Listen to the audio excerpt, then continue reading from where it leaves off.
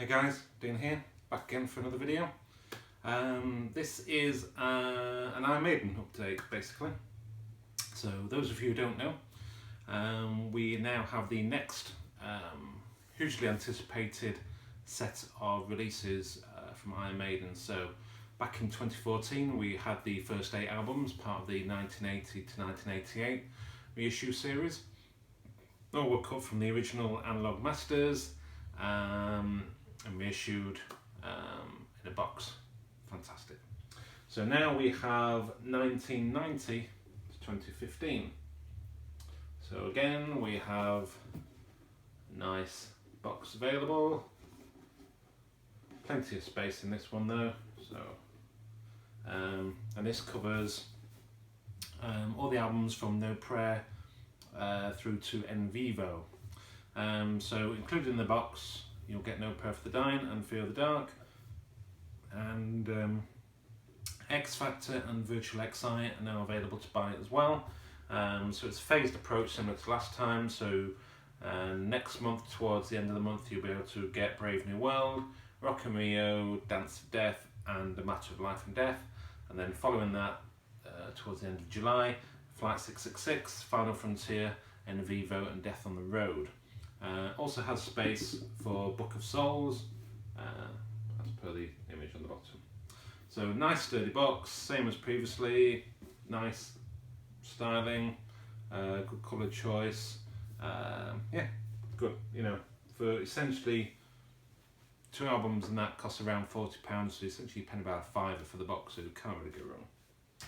Anyway, the reason for this video is to show what the albums are like.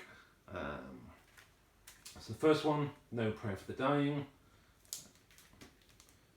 So it's exactly the same as the original release, as per the last set of reissues as well. Really nice high quality glossy sleeves on the outers. The inner sleeve on this one, however, is matte, whereas the original was glossy, so I'm not quite sure why that is any different, but it is what it is. So I put this on actually this morning, listened to it, and was very surprised to hear how good the quality was. First of all these albums are done for the set of the 2015 remasters. So those are the high-res digital remasters they did for Apple, for the iTunes stuff. So I was a bit apprehensive. Haven't listened to those personally, but yeah, the original album for No Prayer was it was a good sounding album, but again, because it was recorded in Steve's studio, production values weren't that great. The album seemed to sort of follow suit, the mastering and so forth on that, for whatever reason, wasn't that great sounding. It was a really good album as far as material goes, and I still really like the album to this day, but it didn't really cut it. However, this sounds like an almost completely different album. It's got much more dynamic range to it, the bottom end is there. This sounds like the album that we should have had way back in 1990. Now I attribute this to 2 reasons. Firstly, the remaster. I think they've really, done a good job on this album specifically, and this probably more than any other album needed a remaster. Probably to fix some of the production issues that they had back in the day with being in the barn. But I think primarily, more than anything, is the mastering job that's been done on this. If you look in the dead wax, you'll see a CB, and CB relates to Chris Bellman of Bernie Grunman Mastering Studios. He also did the mastering job for Book of Souls, so he's worked with Maiden before on that side of things. This vinyl is excellent. It's one of the quietest, cleanest discs I've spun in a long time, and I think the combination of those 2 factors makes all the difference. So if you buy anything from this series, grab this, because this is probably the one that's going to make the biggest difference to you. Recommended. Secondly, Fear the Dark. So again, exactly the same package, double album, gatefold and all that. looks and feels exactly the same as the original, same high quality gloss covers. Again, same as No Prayer though, cut by Chris Bellman. Sounds absolutely superb. The original sounded pretty good anyway, so not a huge difference. The remastered does improve it slightly, but yeah, I mean, it's not night and day that I think No Prayer is, but £70 on eBay for an original copy, 25 for a new one, so yeah, it's, yeah, say no more. So next, so those are the two that we had in the box. These are the two that are available separately. So we have X Factor, which again, Bruce had left the band, Blaze had replaced him. Again, this is exactly the same as the original. Still got the booklet on the inside, gatefold and so forth. This, however, does come now on black vinyl rather than clear. I haven't listened to it yet, but I would imagine this is going to sound better.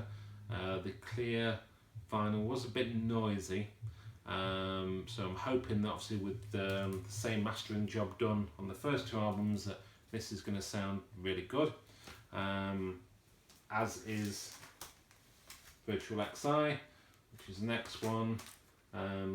Again, exactly the same as far as replication of the original albums go. £100 on eBay at the time of asking, 300 on eBay at the time of asking. You can get them both for £25 each.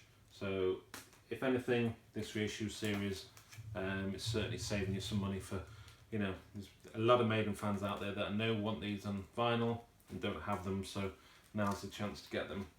Personally speaking, those two albums are still my least favourite albums in the Maiden catalogue. I've tried a lot. Knowing these were coming out over the next few weeks, I listened to those albums on rotation on my way into work and on my way back. I still don't feel Blaze fits into the grand scheme of things as far as Maiden went. He changed his vocal style. I think that was the biggest problem for Blaze. Loved the Wolfsbane output, loved Blaze's solo output. I think Blaze just spent far too much time in the low registers on X Factor, certainly. Songs like Man on the Edge stand out because it's not, that's his typical sort of singing voice for me. That is his normal style, and that's the best song on the album as far as I'm concerned, Man on the Edge. That I would happily listen to in the Maiden set today, so don't have an issue with that. Virtual XI again is probably the Klansman at a push, Future Real.